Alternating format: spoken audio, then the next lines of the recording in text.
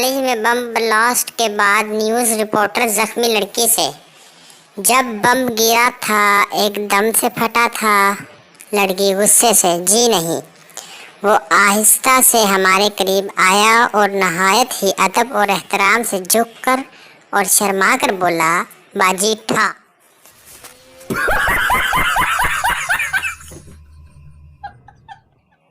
एक अनपढ़ लड़की की शादी एक पढ़े लिखे लड़के से हुई। एक दिन इसका शौहर खाना खाते हुए गले में नवाला फंसने की वजह से मर गया।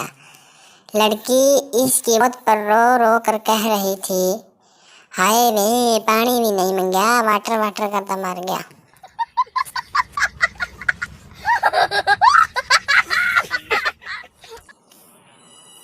पप्पू अपने 16 बच्चों के साथ दोस्त के घर गया। दोस्त ने इतना बड़ा खानदान देखकर कहा, हया नहीं आई? पप्पू, नहीं, आज इसका पेपर है।